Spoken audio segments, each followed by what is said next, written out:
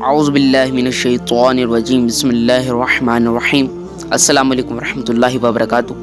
دوستو، آج کی ویڈیو بہت ہی انفارمیٹیو ہوگی، کیونکہ آج کی ویڈیو کے اندر میں آپ کو بتانے لگا ہوں حضرت نوح علیہ السلام کے زمانے میں جو طوفان آیا تھا، جو ان کی قوم پر عذاب تھا، وہ کیسے ختم ہوا۔ تو آج کی ویڈیو بہت ہی مفید ہونے والی ہے آپ کے لیے۔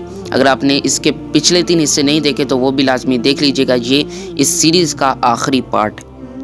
تو دوستو، یہاں سے شروع ہوتا ہے کہ جب حضرت نوح علیہ السلام کی کشتی جودی پہاڑ پر پہنچ کر ٹھہر گئی اور سب کفار غرق ہو کر فنا ہو چکے، تو اللہ تعالیٰ نے زمین کو حکم دیا کہ اے زمین، جتنا پانی تجھ سے چشموں کی صورت میں نکلا ہے تو ان سب پانیوں کو پی لے، اور اے آسمان، تو اپنی بارش بند کر دے۔ چنانچہ پانی گھٹنا شروع ہو گیا اور طوفان ختم ہو گیا۔ پھر اللہ تعالیٰ نے حضرت نوح علیہ السلام کو حکم دیا کہ اے نوح، آپ کشتی سے اتر جائیں، اللہ تعالیٰ کی طرف سے سلامتی اور برکتیں آپ پر بھی ہیں اور ان لوگوں پر بھی جو کشتی میں آپ کے ساتھ رہے۔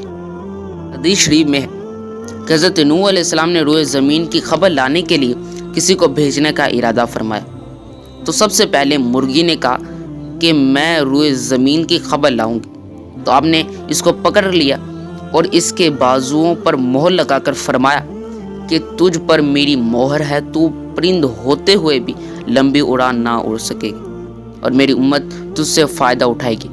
پھر آپ نے کوے کو بھیجا تو وہ ایک مردار دیکھ کر اس پر گر پڑا اور واپس نہ آئے، تو آپ نے اس پر لعنت فرما دی اور اس کے لیے بدعا فرما دی کہ وہ ہمیشہ خوف میں مبتلا رہے گا۔ چنانچہ کوے کو حل و حرم میں کہیں بھی پناہ نہیں۔ پھر آپ نے کبوتر کو بھیجا تو وہ زمین پر اترا، بلکہ ملک سبا سے زیتون کی ایک پتی چونچ میں لے کر آ گیا۔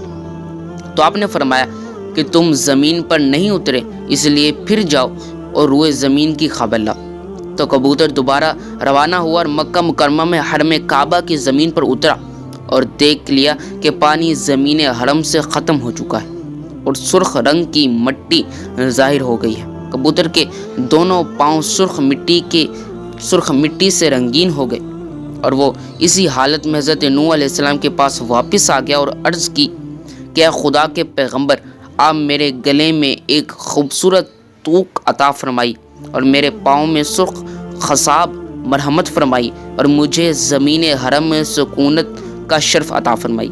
چنانچہ حضرت نوح علیہ السلام نے کبوتر کے سر پر دست شفقت پھیرا اور اس کے لیے یہ دعا فرما دی کہ اس کے گلے میں دھاری کا ایک خوبصورت ہار پڑا رہے اور اس کے پاؤں سرخ ہو جائیں اور اس کی نسل میں خیر و برکت ہو اور اس کو زمین حرم میں سکوت کا شرف ملے۔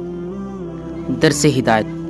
حضرت نوح علیہ السلام کے اس واقعے میں بڑی بڑی عبرتوں کا سامان ہے، جن کے انوار و تجلیات سے قلوب مومنین پر ایسی ایمانی روشنی پڑتی ہے جس سے مومنین کا سینہ نور عرفان و جلوہ ایمان سے منور اور روشن ہو جاتا ہے۔ چند تجلیوں کی نشاندہی حاضر ہے۔ نمبر 1، حضرت نوح علیہ السلام 9.5 برس تک اپنی قوم کی ایذا رسانیوں اور دل خراش طعن اور گالیوں کے باوجود صبر و تحمل کے ساتھ اپنی قوم کو ہدایت کا درس دیتے رہے، اور جب تک ان پر وحی نہیں آ گئی کہ یہ لوگ ایمان نہیں لائیں گے، اس وقت تک آپ برابر ہدایت کا آواز سناتے ہی رہے۔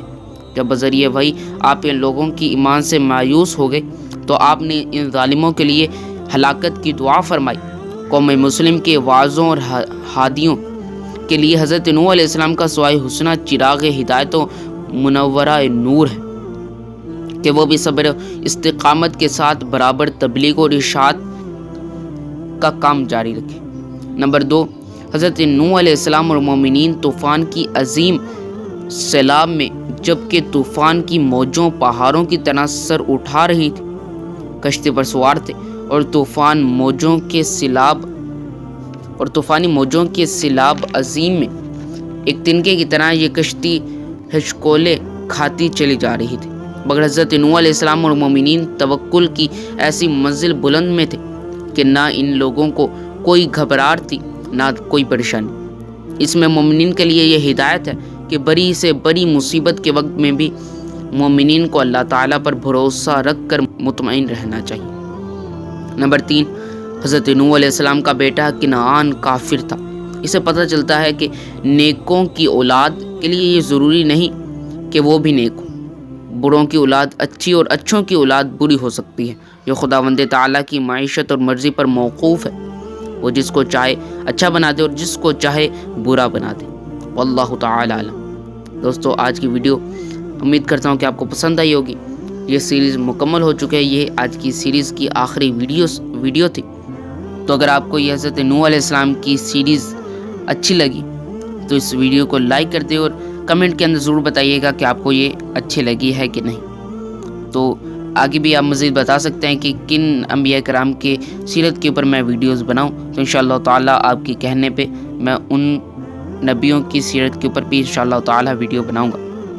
آگے بھی انشاءاللہ تعالیٰ بہت سے نیتیں ہیں کہ بہت اچھی ویڈیوز لاؤں گا، تو آپ اس چینل کو ضرور سبسکرائب کر لیجئے تاکہ اس طرح کی ویڈیوز آتی رہیں۔ تو ملتے ہیں اگلی ویڈیو میں۔ اللہ حافظ۔